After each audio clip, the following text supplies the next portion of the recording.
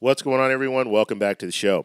So today's topic, we're going to talk a little bit more about the shooting that happened over last weekend, and we're getting more information now about what happened prior to the shooter going to the rally. So we're going to take a look at that in this video. But first off, you guys can do two things for me: like the video and subscribe to the channel.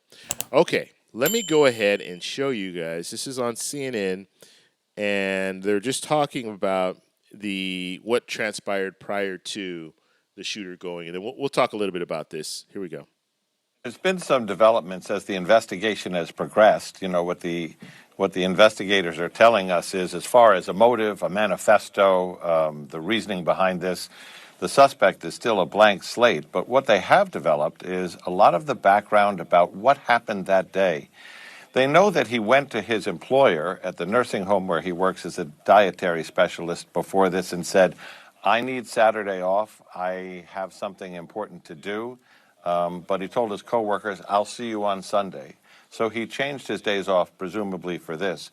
We also understand that when he got to the fairgrounds where this rally was being held for Donald Trump, the first thing that puts him on the radar of security people is near the magnetometer area where they're screening people in. He's carrying in his hand a rangefinder. It's a device that looks like a small pair of binoculars, but it's used by shooters to measure the distance when they're setting up a long-distance shot. Because he didn't have a weapon, that would not have prevented him to go through security, but they did flag, what does he have this in his hand for? At that point, they told people, keep an eye on this guy, but then he leaves the secure area, the staging area, and he doesn't turn up again for some time until the crowd says there's a guy crawling up the roof and it appears he has a rifle. There is an eerie moment in here, Aaron, where he's taking the rangefinder and he's looking through it at the counter sniper positions, and one of the counter sniper positions is looking at him through the scope. At this point, there's not a gun in the picture, as I understand it, but they're saying he's looking at us, looking at him. Then when people alert the police and they try to come up the ladder to get him, and he confronts them with the AR-15 gun, they dive for cover, and then a moment later he opens fire. But a lot of this sounds very spread out. The end of it happens very quickly. The last piece is the search of the car. As we reported last night, 2 remote-controlled IEDs, remote-controlled bombs in the car. The remote control for those devices found on his person on the roof, according to sources. 3 fully loaded magazines with nearly 100 rounds, a bulletproof vest. So it raises the question, did he expect to escape from this? And if so, what was all that intended for? What was to happen next? Questions that are still open in the minds of these investigators. Okay, so that's some updated information. Now, I thought it was interesting. They were talking about the fact that when he was on the roof, you actually had law enforcement try to engage him, and he pointed a rifle at them, and so then they, I guess, ducked back down. But I would imagine at that point, that should have been, well, I don't know. I don't know how much time from that point to the time where he started shooting. Or did he point the weapon at those law enforcement officers that tried to engage him and then took some time? Because at that point, if someone's doing that, that's where, you're calling in everyone, right? Because there's someone that has a weapon. They've actually pointed that weapon at you. And so how much time from that point to when he actually shot into the actual perimeter?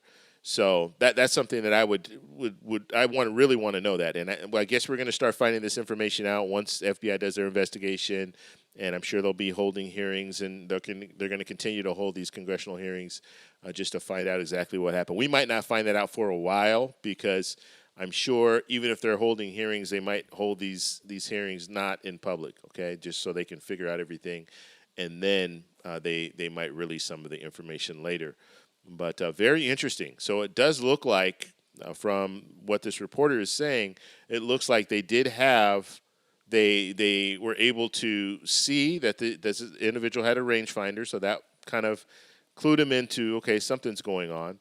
The fact that he had the 2 explosive devices in his vehicle, and then he had the remote on him, which he potentially could have tried to use that as a distraction or something. So that's something interesting. And then the fact that he had a bulletproof vest, which I didn't know about that. And then the situation where you did have some law enforcement officers attempt to engage with him, but he pointed his rifle their way. So just, I mean, really, really an interesting situation there. And we'll find out more. As I stated, I will keep you guys up to date. So I'm going to be doing probably daily updates because it seems like every day there's new videos that are coming out. There's new information that's coming out. And we just need to get to a point where this can never happen again. Okay, and obviously mistakes were made, and we just need to find out what those mistakes were and make sure that it doesn't happen again. And I said this, I say it now, I said it before, everybody's watching us all over the world, and they're looking to see where are we vulnerable. And it looks like there were some vulnerable spots in this situation.